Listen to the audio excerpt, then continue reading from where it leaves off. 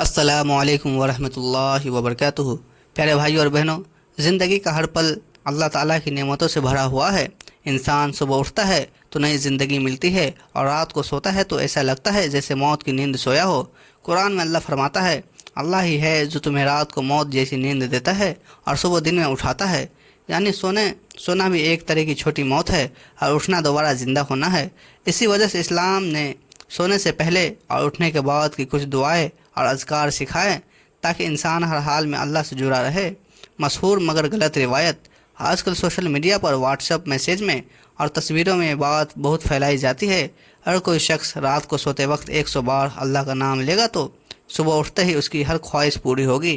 یہ رسول اللہ صلی اللہ علیہ وسلم کا فرمان نہیں ہے۔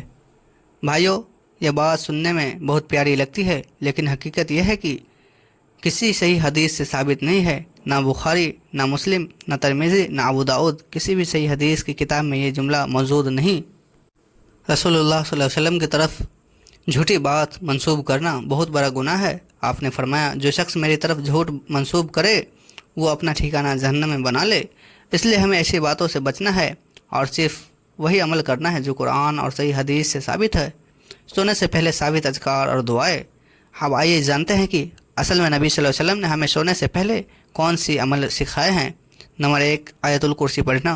رسول اللہ صلی اللہ علیہ وسلم نے فرمایا، جو شخص آیت الکرسی رات کو سوتے وقت پڑھ لے اس پر اللہ کی طرف سے ایک فرشتہ مقرر کر دیا جاتا ہے، اور پوری رات اللہ اس کی حفاظت کرتا ہے۔ صبح تک شیطان اس کے قریب بھی نہیں آتا۔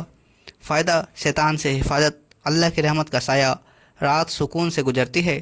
نمبر 2، 3 کل پڑھنا، سورہ اخلاص، سورہ فلق، سورہ ناس۔ حدیث میں آتا ہے کہ نبی صلی اللہ علیہ وسلم ہر رات سونے سے پہلے ان تینوں سورہوں کو پڑھتے تھے، اپنے ہاتھوں پر دم کرتے تھے اور پورے جسم پر پھرتے تھے۔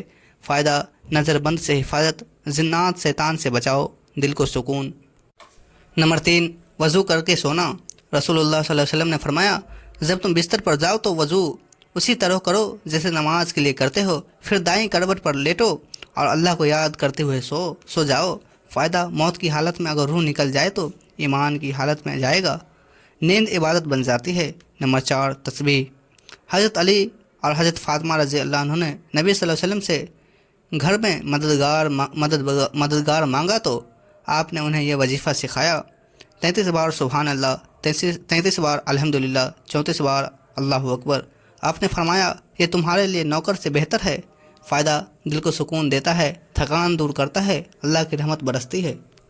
نمبر 5، مسنون دعائیں پڑھنا۔ سوتے وقت نبی صلی اللہ علیہ وسلم یہ دعا پڑھا کرتے تھے: اللہم بسمک اموت واحیا۔ اے اللہ، تیرے انعام کے ساتھ میں مرتا ہوں اور تیرے انعام سے زندہ ہوتا ہوں۔ تفصیل نصیحتیں۔ بھائیوں اور بہنوں، اللہ کا نام لینا، اس کا ذکر کرنا، یہ سب بہت افضل عمل ہے۔ جتنی بار چاہو، جتنا چاہے اللہ کہتے رہنا بہت ثواب کا کام ہے، لیکن کسی خاص گنتی اور کسی خاص وعدے جیسے 100 بار پڑھو تو صبح خواہش پوری ہوگی۔ نبی صلی اللہ علیہ وسلم سے جوڑنا جبکہ وہ ثابت نہ ہو، یہ غلط ہے۔ ہم اگر ہر روز سونے سے پہلے یہ مسنون اذکار کریں تو انشاءاللہ ہماری زندگی میں برکت ہوگی، گناہوں سے حفاظت ہوگی اور دعائیں بھی قبول ہوگی۔ پیارے بھائیوں اور بہنوں، اسلام نے ہمیں ہر موقع پر دعا اور ذکر کی تعلیم دی ہے۔ سونے سے پہلے کا یہ وقت بہت اہم ہے۔ اگر آپ قرآن کی آیتیں، مسنون دعائیں اور تسبیح پڑھیں گے تو رات سکون سے گزرے گی، اللہ کے فضل سے آپ کی حفاظت ہوگی، اور سب سے بڑھ کر آپ کی دعائیں اللہ کے حکم سے قبول ہوگی۔ لیکن یاد رکھیے، کبھی بھی نبی صلی اللہ علیہ وسلم کی طرف کوئی جھوٹی بات منسوب مت کیجیے، صرف صحیح حدیث اور قرآن کی روشنی میں عمل کیجیے۔ اللہ تعالی ہمیں ہر حق کو حق مان کر اس پر عمل کرنے کی توفیق دے اور باطل سے بچائے، آمین۔ السلام علیکم ورحمۃ اللہ وبرکاتہ۔ خدا حافظ۔